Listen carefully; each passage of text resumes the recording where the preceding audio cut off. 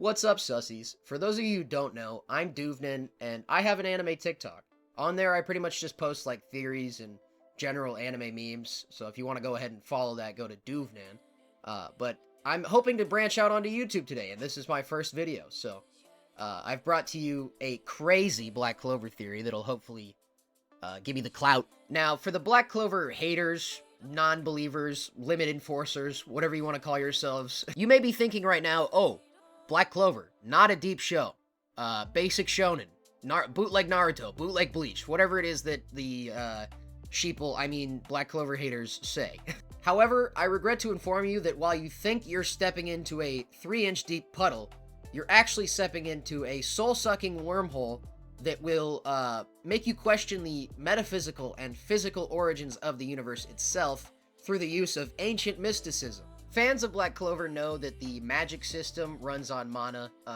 It's not really news that a magic system runs on mana. Most magic systems run on mana. However, what does mana actually entail in the Black Clover verse? Where does it come from? How strong is it? Is there something equal to it or more powerful than it in terms of energy? Other than anti-magic, obviously. That's what I hope to theorize today by connecting the Black Clover verse to the mythos that Tabata uses, and then theorizing based on mythos that hasn't been used yet from the same mythos. Does that make sense? That being said, let's go ahead and dive into the two concepts that Tabata has already included from the mythology that we're going to be discussing today, which are the Tree of Life and the Tree of Cliftoth.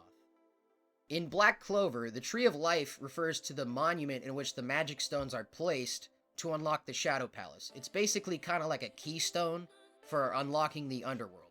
In addition to this, it also is the architectural design of the Shadow Palace.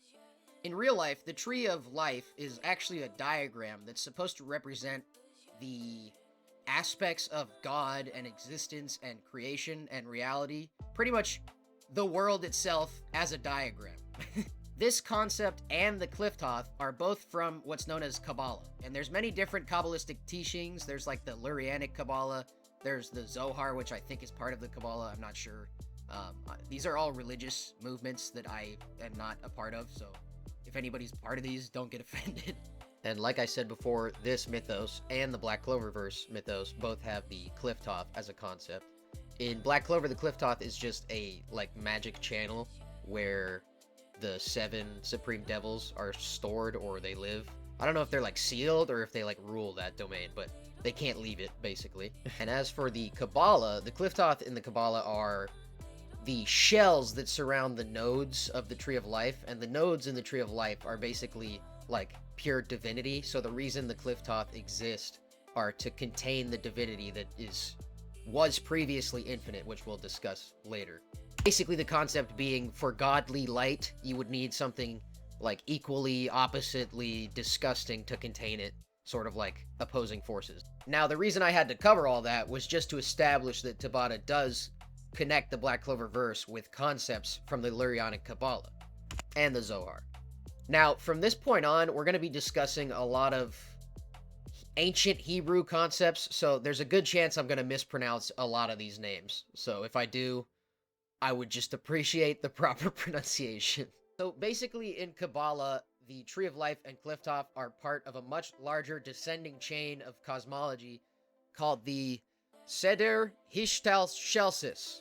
Essentially, this is supposed to be like an in-depth record of the creation of everything, and it starts with what existed before creation, which was basically just infinite light, or the Or Ein Sof. The Or Ein Sof was basically all of God in their most divine form, one eternal infinite being. At some point, this one eternal infinite being participated or created an event called the Sod Ha-Tzimtzum, where basically that means the secret of contraction, and this infinite light contracted itself to allow for space to exist and allow for creation to be enacted.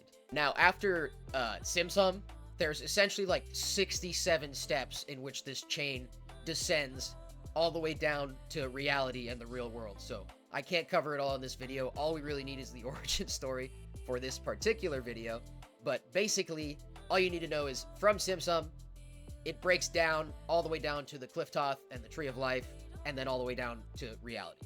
Now is where we start just straight up theorizing and connecting concepts in the Black Clover verse with that origin story that I just described. You see, the reason I started this theory is the idea of mana and negative mana kind of reminded me of the Or Ein Sof and the conceptual space or contraction that happened after God contracted themselves. Now, essentially for this theory, I'm interpreting that the Or Ein Sof would be what mana is. So before there was anything, it was just mana, the, essence of creation. And at some point, maybe since Tabata's like liberal with his mythologies a little bit, this person could have actually been like the first mage or an actual person rather than a godlike being. Maybe they utilized some form of forbidden technique to create a container for this mana that would make it usable, therefore creating the magic system. But at the same time, creating that conceptual space or darkness, which would be negative mana and the devils and the ancient demon system. In addition, with this particular description of the cosmology or inspiration of the origin events, it would allow a space for anti-magic to exist. Because in this theory, both mana and negative mana would still be forms of energy. It would just be like positive and negative energy, similar to protons and electrons. In that sense, anti-magic could be pure nothingness or pure deletion energy. And that would explain why he was able to take care of Zagred's spear, which wasn't made of mana, it was like a real spear with some hacks. But theoretically, it's still made of negative mana, or created by the use of negative mana. Now I want to talk about the relation specifically between mana and negative mana, because I think there's something special there. In the mythology that I described, they would be equal opposite energy forces, right?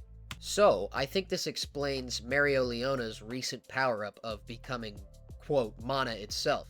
Because magic is kind of like watered-down mana being used for spells. But if you were to just straight up slam into a being that is essentially created or manifested out of negative mana with straight up mana, I feel like the effect would be a cancellation of sorts. At least if that particular feat is to match up with this theory. This would also explain in the Zagred fight why none of the magic was working against any of Zagred's magic, but then all of a sudden Licht was able to obliterate a lot of it out of nowhere. Like, at the time, we thought, oh, Licht is just built different, which he is, but at the same time, this version of Licht is stated to have a corrupt soul, significantly weakening his magic, and he didn't have his grimoire anymore, which is also a significant nerf, according to Patri, in the most recent chapters. So theoretically, to still do that much damage, I feel like maybe he channeled a mana itself attack for that particular attack with the Wizard King when they just, like, blew up all the devil worms that were surrounding everybody. So one last bonus point to push this to 10 minutes. There is something called the Guff in the Seder Hishtal Shellis, and basically it translates to the Bank of Souls or the Treasury of Souls. Somewhere down the chain, the infinite light of God is broken into individual souls, and the souls are stored into the Guff. And the Guff basically has all of the souls that will ever or have ever existed. So there are no other souls. All life is there, predetermined, essentially. This to me sounds very similar to the Grimoire system, and to tie that back into the current theory, when Patri and Licht despaired, it was stated that their souls were corrupted, and also we see that their grimoires are corrupted. So in my sense, this would be like God's infinite light becoming unholy, essentially. So I think that about covers it. Let me know if he valid for real. If you made it all the way here, please go follow my TikTok. I have the same theories, but much shorter over there. Also, subscribe here. I want to see that clout. And yeah, stay sussy, my sussies. Love you all. I'm gonna go ahead and let this play out to 10 minutes, because